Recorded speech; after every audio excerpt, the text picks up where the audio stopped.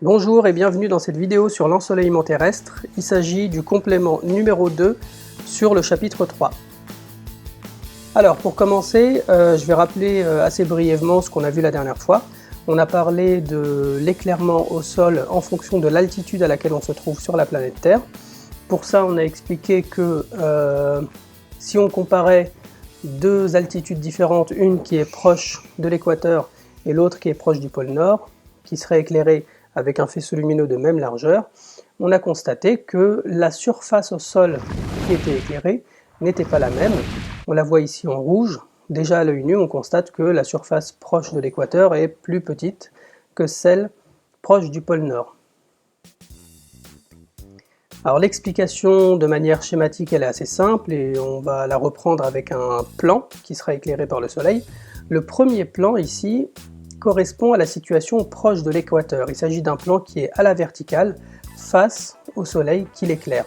On constate, si on reprend le plan de la dernière fois, que on est bien dans la situation proche de l'équateur, où on voit ici en rouge la surface éclairée qui a l'air à peu près à l'horizontale, même si elle est un peu courbée.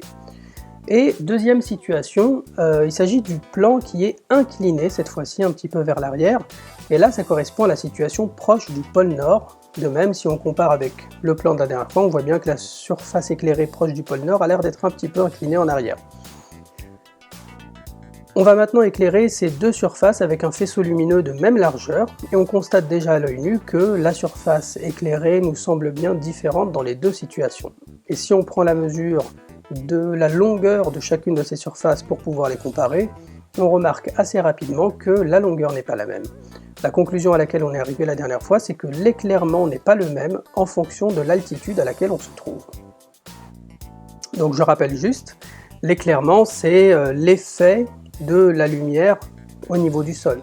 Et là, comme on envoie la même quantité de lumière, c'est-à-dire un faisceau lumineux de même largeur, sur deux surfaces différentes, finalement ça veut dire qu'il y en a une qui va avoir l'impression d'être plus éclairée que l'autre. Plus la surface éclairée sera petite, plus ce sera lumineux et plus ça va réchauffer.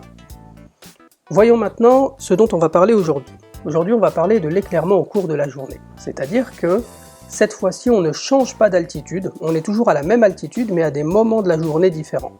On va commencer par cette première situation où le soleil est au zénith, donc il est midi, et on a une surface éclairée au sol qui est assez facile à voir. On prend la mesure et on la garde pour plus tard pour la comparer aux autres situations qu'on va voir.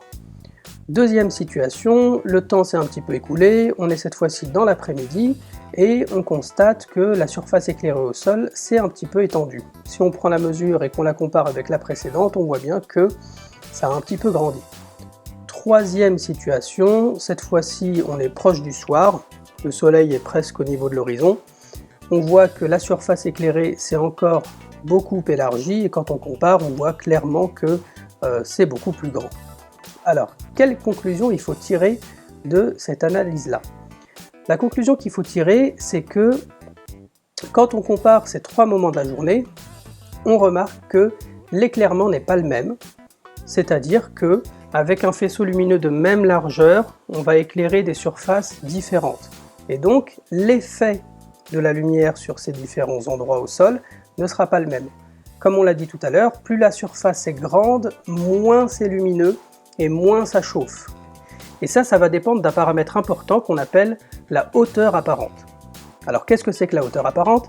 La hauteur apparente, c'est la hauteur à l'œil nu par rapport à l'horizon. Donc ici, ce qui nous intéresse, c'est la hauteur apparente du soleil.